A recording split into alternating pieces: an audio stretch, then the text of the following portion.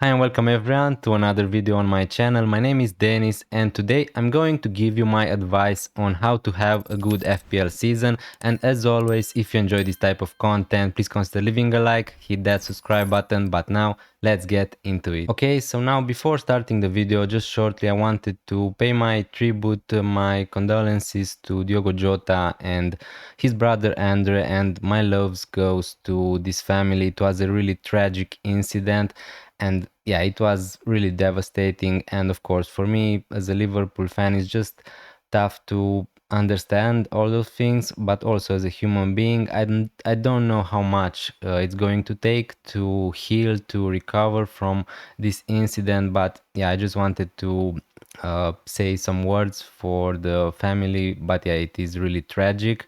And yeah, now let's try to get back to FPL, right? Because life moves on, obviously, and although we don't have the prices revealed yet, still think that we're going to see some prices this week. But at the moment, I just wanted to make this video. Hopefully, it's going to be a short video.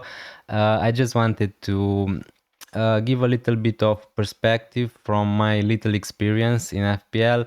And here you're going to see some advices from me on how you can get a better season in FPL. Obviously, it's not mandatory, it's not. I'm not forcing you to follow my steps, but yeah, let's just try to start the video. First, we're going to talk a little bit about, as you can see here, be patient, not impulsive. It's going to be really important. FPL is a game where you really need to pay attention, to try to play it slowly. That's how I see it, at least. And as you can see here, we have some sentences: avoid early transfers unless it's impacting your move. Now obviously it's really team dependent, situation dependent, because in some situations you're going to be forced to make an early move.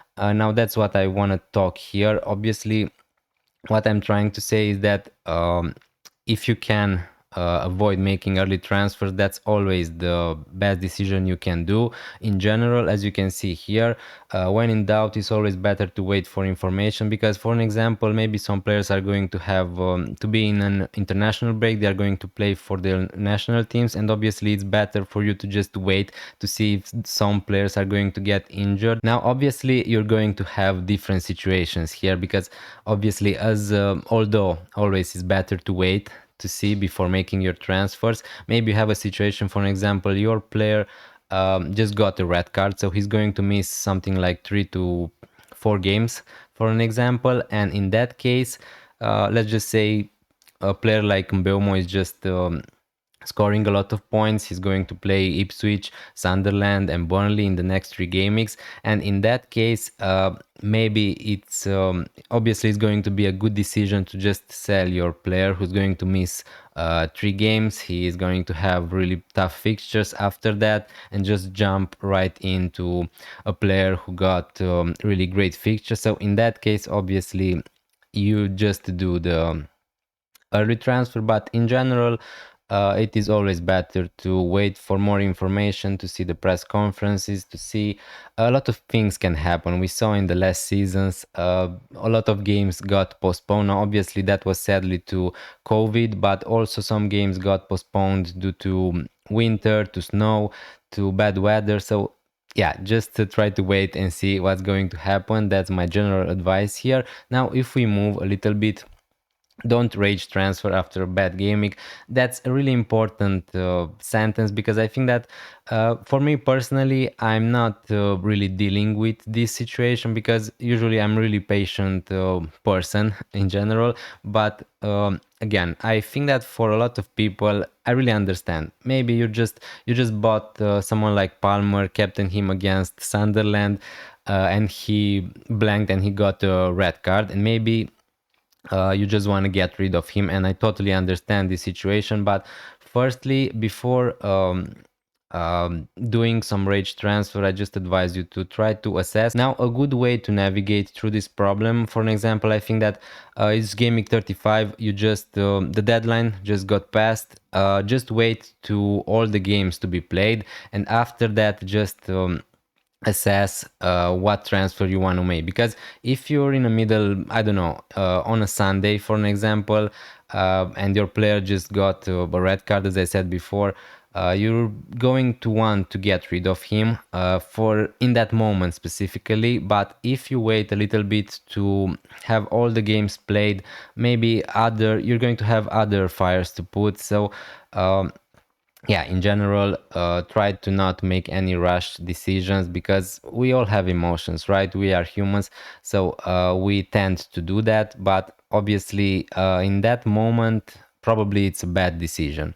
Now, if we move again, give players 3 to 6 games before considering selling. Now, I just put up that number. It doesn't really matter a lot, but in general, the idea is that you want your players to have some games and before deciding to sell them, obviously. Now again, there are examples and examples, because for an example, I had Palmer for a lot of games last season, in the last part of the season, and he just blanked in all the games. But I kept keeping him, obviously, because the fixtures were just great. So it's not going to work every time, but usually my advice would be, if you buy a player, obviously you're going to buy him when he's going to have decent fixtures, or he's at least in form. But the minimum 3 6 games, I think that you just need to give to him. Obviously, if he's not going to get a red card, or he's not going to get injured, those things are not incorporated here. Obviously, don't stack 5 free transfers for the sake of it.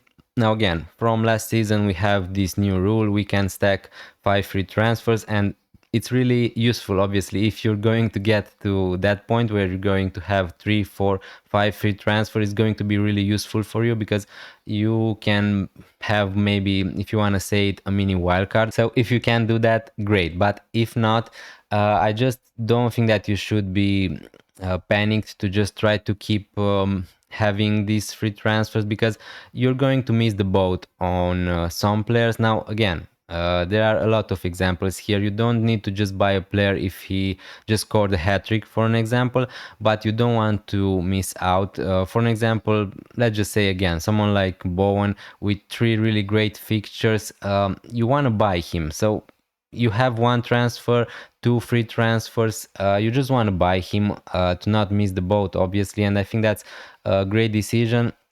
Again, usually there are some key moments where you want to stack up some transfers, right? Because maybe before a wildcard, because you want to use them, or maybe you want a wildcard and have 5 free transfers after the wildcard, and that's also great. Before some double game weeks, before some blank game weeks, that's those are the key periods where you want to have a lot of free transfer. But usually, in general, um, you don't really need to stack 5 free transfers, let's be honest. Obviously, you're going to have some problems if your players are going to get injured, your first 11 is not going to look great. Then even if you have just 1 free transfer, I think that you should use it. But again, it's really dependent. Don't be afraid to take hits if it improves your team now and in the future. Now again, as I said before, usually I was a really patient FPL player, because I wouldn't necessarily take a lot of hits. Now what I want to say here is, obviously, if you're going to take hits, you're going to lose points, and that's not great in general in FPL.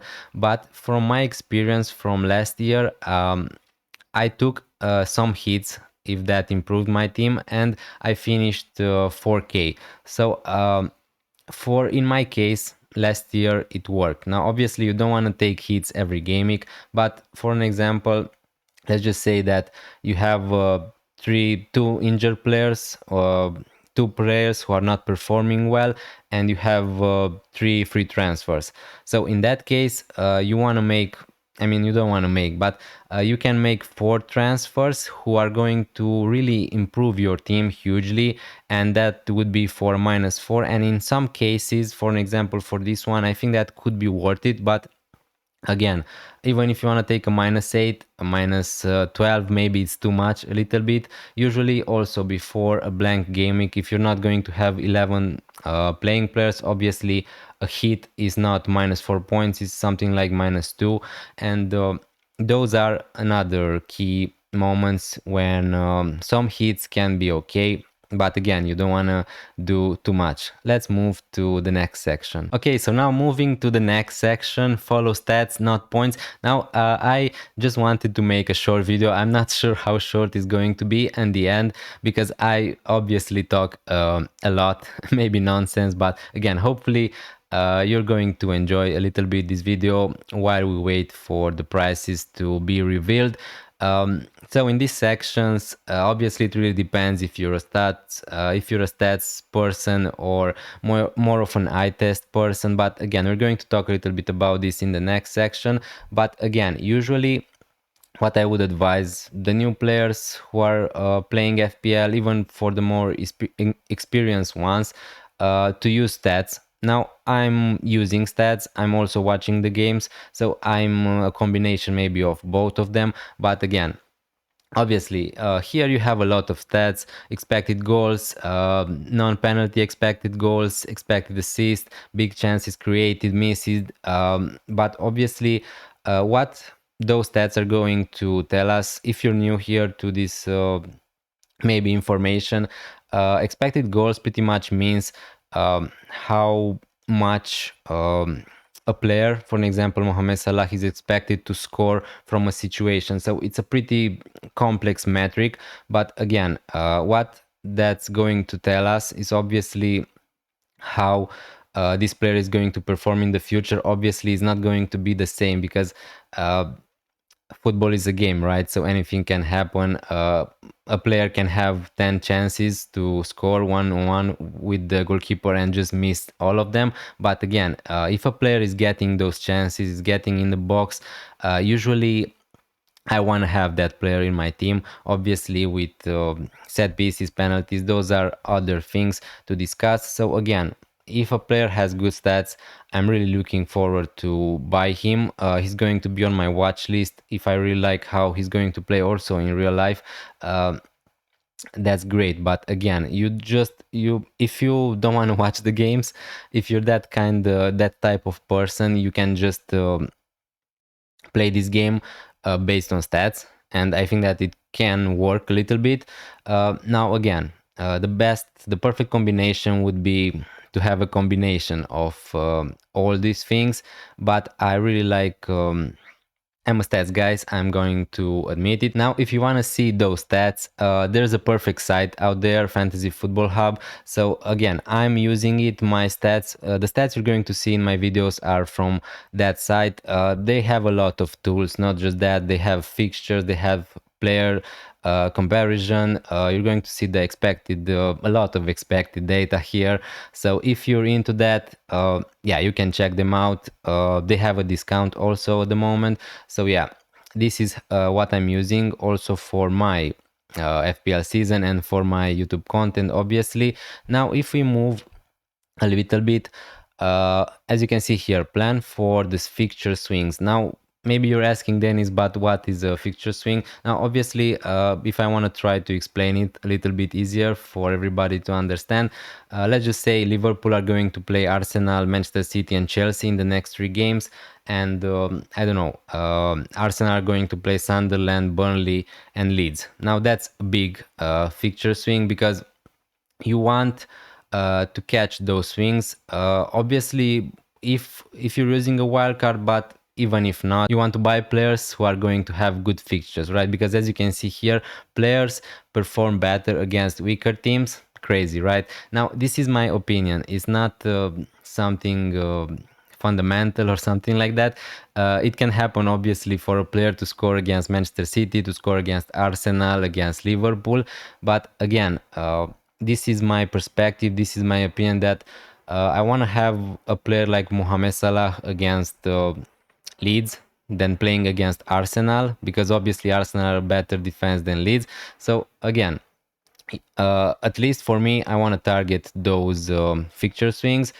Obviously, if you want a wild card, again, usually that's what you want to target. What we have also here, rotate budget defenders on favorable fixtures. Now here you can rotate budget keepers if you want. You can start with 2 really cheap goalkeepers. Personally, I like to just have 1 goalkeeper. I don't want to switch too much between them, but I can understand why that could be a great decision. And usually maybe you want to have two or maybe three premium defenders, let's just say above 5 millions, and then usually a lot of people are going to have two really cheap defenders, maybe a 4 million defender, maybe a 4.5 million defender, depending on the prices. Obviously we don't know exactly. And when some defenders from your team are going to play against Man City, Liverpool, you just want to rotate them and play maybe a defender who's going to play against Burnley. So yeah, that's pretty basic. If we move, maintain flexibility, you want to have a balanced team overall. A balanced squad, as you can see here, helps adapt to injuries and red cards. Because for an example, let's just say you have someone like Haaland who's going to cost something like 15 millions, and what's going to cause you some problems here is maybe you want to buy a midfielder. Now you have all the money tied up in your forward line. In Haaland, maybe you have Isak, maybe you have Gyökeres for an example. So all your money is pretty much in attack, and that's going to be hard for you to get all that money back to invest in midfield, if that makes sense. So usually it's really easier to try to adapt to injuries. For an example, a player like Bowen is going to get a red card, and it's going to be really tough for you to get some money to upgrade him if you want to. Now obviously you can go down always, but again, if you want to go up, it's going to be a little bit trickier. Avoid overpaying for big clubs, players who aren't late. Now obviously this is not just for the big clubs. For an example, I don't know, Liverpool are going to have Frimpong and Bradley competing for the right back position, and we don't know at the moment if any of them is going to be nailed. The same, they have Kerkez and Robertson on the left. So again, maybe it's not the best example, but this is what I'm going to use. So Frimpong, you're just going to pay 6 millions, let's say, for Frimpong, who is going to play 2 games and then 1 game to be benched. So you just want to try to avoid that. Now obviously if you can just nailed when that player is going to start, and start him in your FPL team and then bench him when he's not going to start, that's great. If you can do that, that's amazing. But usually you want to have nailed players in your FPL team. Obviously you need to take some risks if you want, if you're that kind of person who's open to taking risk, but not too many would be my advice. Let's move to the next section. Now moving forward, the chips are a really important part of our FPL season, right? So here we have wildcard, the bench boost, the triple captain, and the freed. I've not included here the assistant manager. It was a chip that was last year, and hopefully, personally for me, I hope that is not going to stack. But again, we're going to discuss maybe a little bit more after the game is going to be launched. But at the moment, we're going to discuss about these chips. If you don't know how they work, I'm going to try to explain a little bit how they work. The wildcard, you can pretty much change all your team without any cost. So that's pretty much, you have 2 wildcards, one in the first part of the season and the second one after Christmas or something like that. So pretty much it changes all your team if you want. When is going to be a great period to use your wildcard? Obviously around the international breaks or major fixture swings, as I talked before, because let's just say that you start the Fantasy Premier League season with a team. After 10 game weeks, suddenly all of your players are going to have really bad fixture. Now, usually that's not going to happen, because if you're an active FPL manager, you're just going to think through it in the future, and you're not going to be in that situation. But again, let's just say some players are going to have bad fixtures, maybe you have some injured players, some red cards in your team, and then it's a great opportunity for you to use your wild card, change totally your team, and buy players who are going to have great fixtures and who are on form.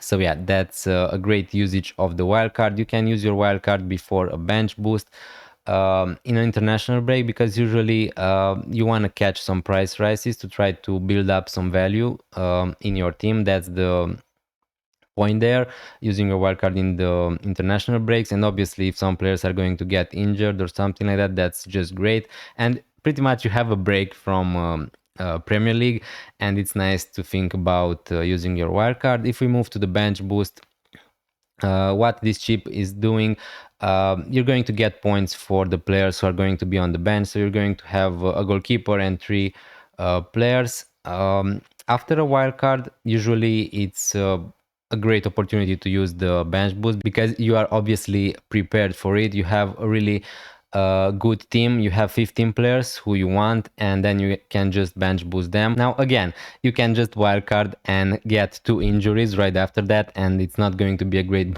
bench boost. But yeah, there are different situations. Usually, if you want to play your bench boost closer to the wildcard, is the best opportunity.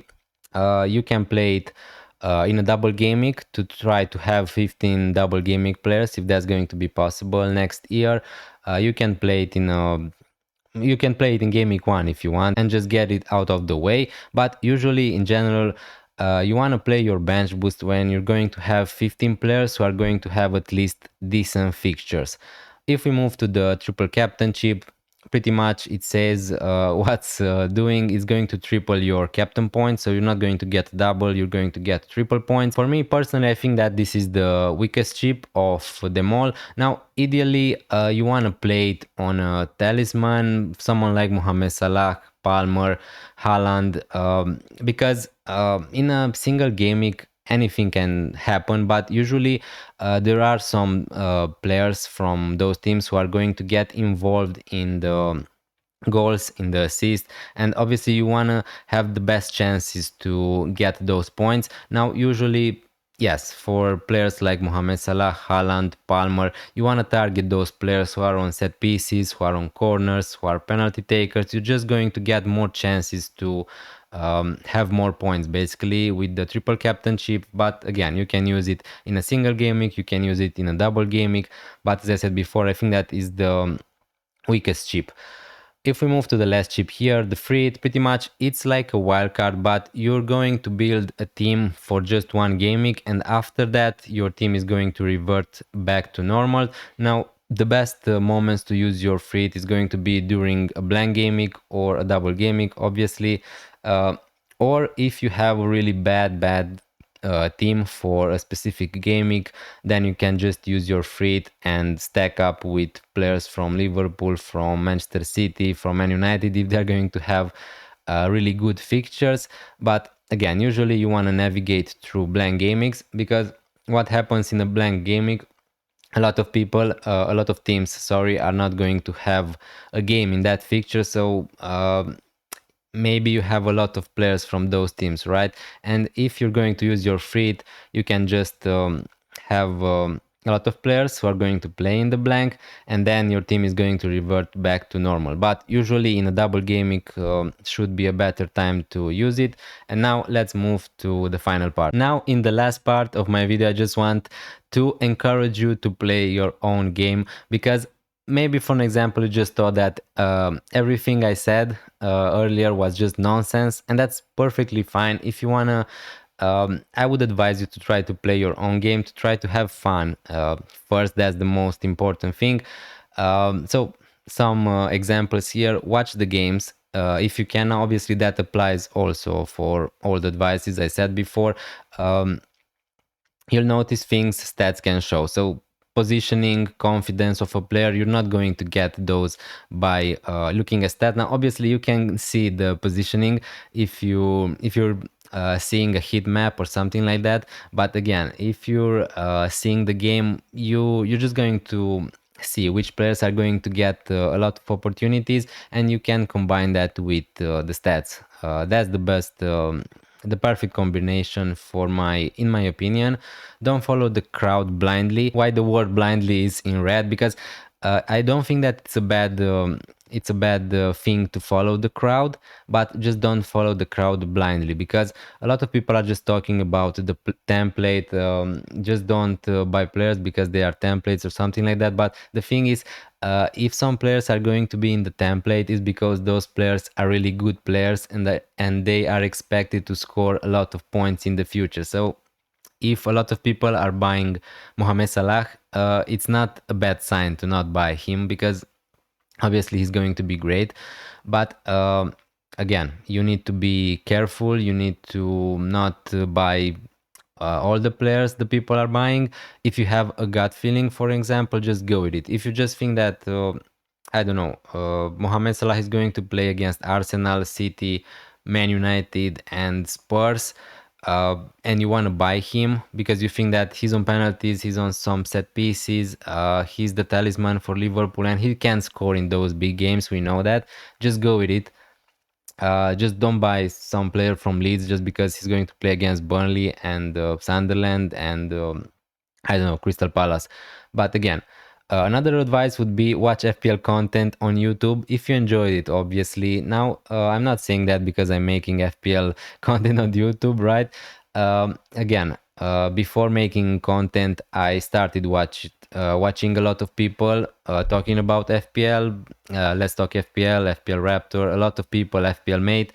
But again, that really, in my case, it helped me a lot to see more information. So I think that if you have the time, if you enjoy consuming FPL content, I think that's also a nice opportunity for you to improve your season. And I say that honestly because again, maybe you don't have the time to watch the press conferences, you don't want to watch all the games, and if you can just watch that on YouTube, maybe they're going to make some resume on that. That's just great. Eye test, stats, or both. Again, I talked about this situation in particular. I think that the perfect combination is both. But again, if you just enjoy watching the games and buying players based on that, that's amazing. If you just wanna buy your players based on stats, that's perfectly fine. I think that you have a lot of chances to have a good FPL season, even if you're not watching the games, to be honest with you. Try to not pick players based on team preferences. Now, for an example here, I don't like Man United and vice versa because I'm a Liverpool fan, okay? So what I think it's really important to have a good FPL season, if you're a fan of some team, just try to be a little bit impartial. I know it's tough because you're going to hear me a lot talking about Wirtz, Mohamed Salah, a lot of players from Liverpool because obviously I support them and I really like them. And maybe I'm a little bit biased in FPL towards them, but if you can be a little bit impartial, that's going to just be better for your FPL season, and again, vice versa. I don't really like Manchester United as a team, but that doesn't really mean in FPL. Yeah, I want them to lose, but if I have Bruno Fernandes in my team, I want him to score a hat trick and Man United to lose 4-3 or something like that. So hopefully you understand. Now, this was my video for today. I just really want to thank you so much for watching. I don't know how long this video is going to be. I wanted it to be short, but yeah, I'm going to make a lot of FPL content in the preseason. Now, hopefully we're going to get the price, the fixtures are announced. Okay, sorry, the price is revealed in the this week or maybe next week, and then I'm going to see you again. Thank you so much for watching. If you enjoy my content and this video, please consider leaving a like, hit that subscribe button, support this channel, and I'm going to see you next time. Bye.